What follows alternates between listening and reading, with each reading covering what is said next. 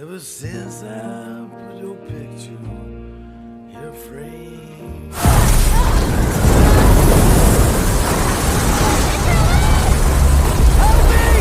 What if we just alter our course?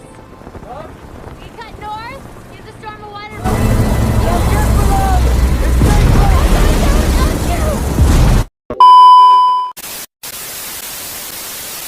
Kisah akan berfokus pada seorang wanita yang bernama Tami. Kala itu, Tami yang berprofesi sebagai kang servis kapal di Tahiti tengah bekerja bersama temannya bernama Beb.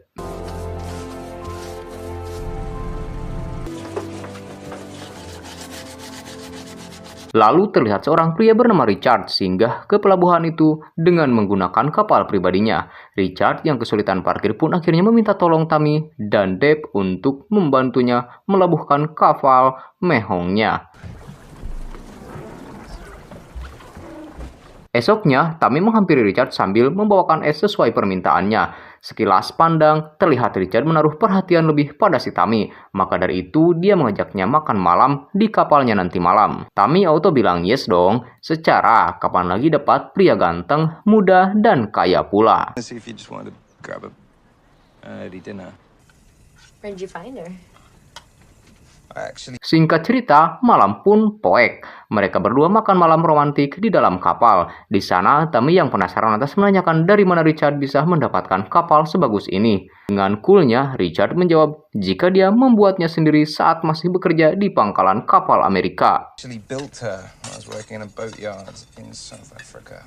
Mendengarnya, Tami tambah kagum dengannya. Dari sana hubungan mereka semakin dekat. Jalan-jalan bareng, makan malam berdua, rupanya jadi rutinitas yang sering mereka lakukan bersama. Not at all, actually. Suatu hari, Richard dan Tami sedang berbelanja di sebuah pasar. Tanpa sengaja, Richard bertemu dengan sahabat lamanya yang bernama Peter, yang kemudian mengajak mereka ke sebuah kafe untuk ngobrol-ngobrol. We can pay $10,000 plus a first class ticket return. Di sana, Peter menjelaskan jika ia segera pergi ke London karena ada suatu urusan yang mendesak, lalu ia meminta Richard untuk mengantarnya dan akan memberinya upah yang sangat besar. Akan tetapi, Richard tak langsung menerima tawaran dan bilang jika dia akan memikirkan dulu tawaran tersebut. How would you like to sail the Hosanna back to California for us? Great.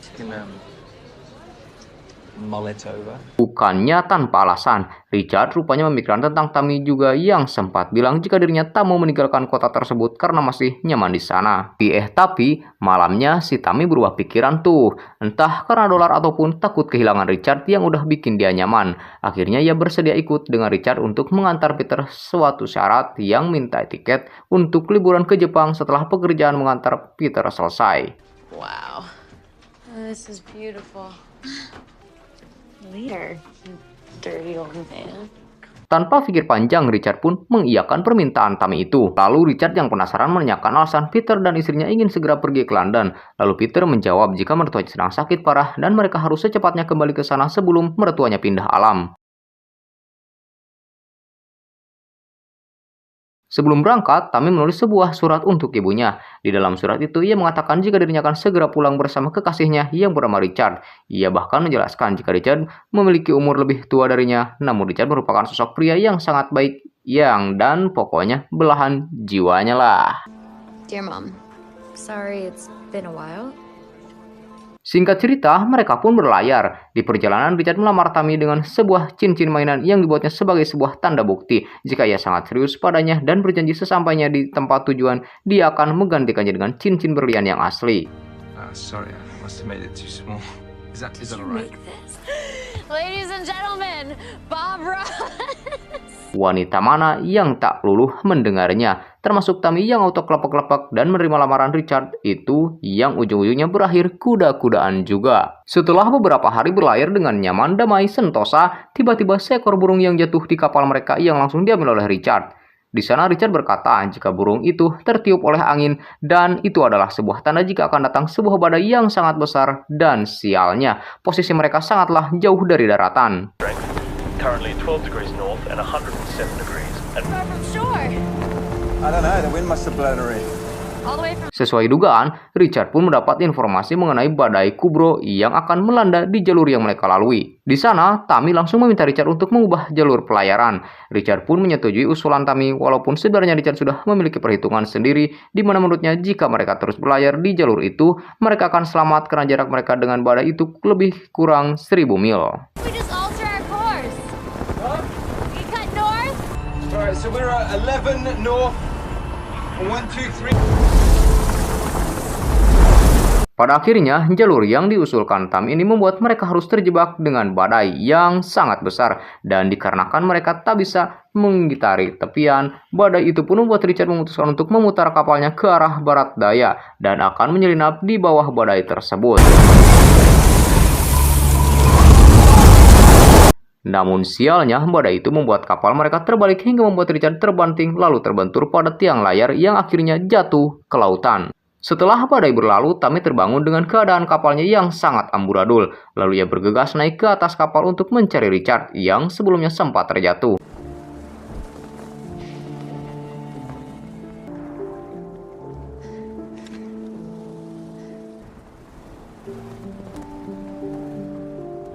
Kemudian, Tammy bergegas meminta bantuan pangkalan terdekat. Namun sialnya, radio di kapal itu rusak karena sebelumnya terendam air. Tampak Tammy sangat bersedih dan putus asa. Namun tiba-tiba Tammy melihat Richard yang terombang-ambing pada sebuah skoci dengan keadaan hampir meninggal. This might be all. Our boat is sinking.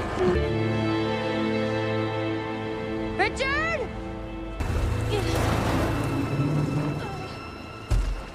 Tammy pun segera menghampiri Richard, namun mesin kapal tersebut tak mau menyala, bahkan Tammy hampir mati terlilit layar kapal. Tak ingin pasrah saja, Tammy mencoba lagi dan lagi, hingga akhirnya setelah menutup lubang dan kapal serta memperbaiki layar dengan alat seadanya, Tammy berhasil memperbaiki kapal dan membawa Richard naik ke kapal.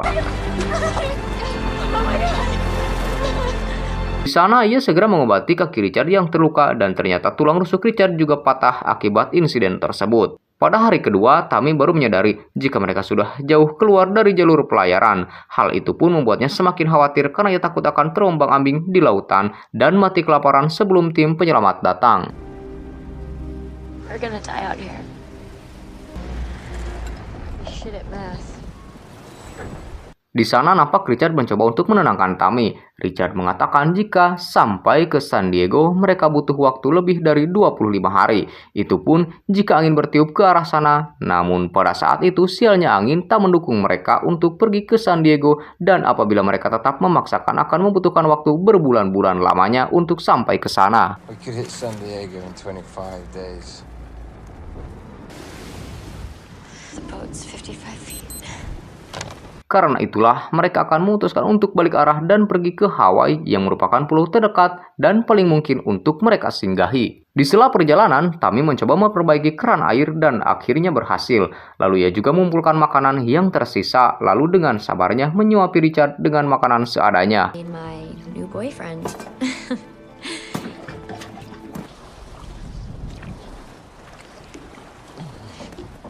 Singkat cerita, hari kelima Tammy menyadari jika kapalnya meleset sejauh 60 mil keluar jalur menuju Hawaii. Mengetahui hal tersebut, Tammy nyebur untuk memeriksa bawah kapalnya. Benar saja, rupanya ada sebuah layar yang menyangkut pada baling-baling kapalnya yang membuat arah kapal berbelok. Ia pun bergegas melepaskan layar itu dengan sekuat tenaga dan akhirnya lepas juga.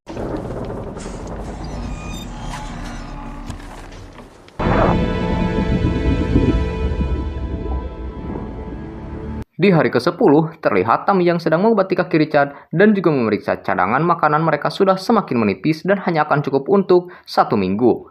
Kini, sampailah mereka pada hari ke-18, yang mana pada saat itu mereka sudah kehabisan semua persediaan makanan. Namun, beruntungnya, Tammy menemukan beberapa botol wine dan rokok jarum coklat milik Peter yang sebelumnya disembunyikan olehnya.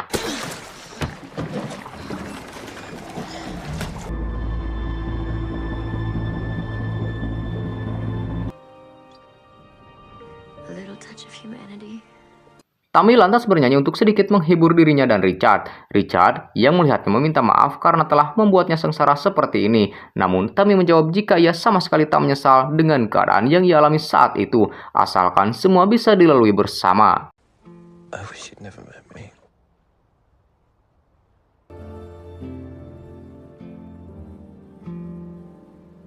Kini sudah memasuki hari ke-29, yang mana pada saat itu Tami sedang tertidur terbangun karena ada sebuah kapal kargo yang melintas di depannya. Tami pun bergegas menembakkan Suar untuk meminta pertolongan, namun sialnya orang di kapal itu tak melihat Suar yang ditembakkan oleh Tami dan membuat Tami semakin bersedih, dan parahnya lagi, semua itu hanyalah halusinasi Tami saja.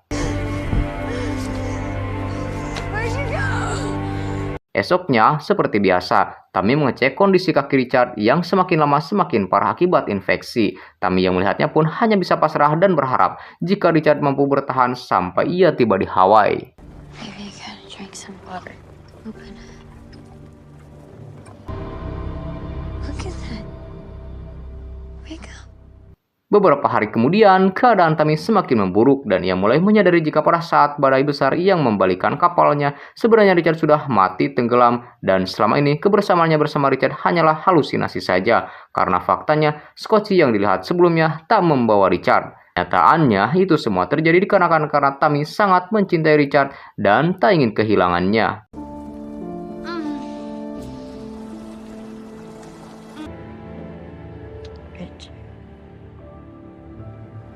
Namun di sana Tami merasa yakin jika yang dialaminya itu bukan sekedar halusinasi saja, melainkan itu merupakan rohnya Richard yang membimbingnya untuk tetap hidup. Benar saja, seperti yang dikatakan Richard, kini Tami sudah sampai di hari ke-41, dan saat ia sedang duduk, ia dihampiri oleh seekor burung piit.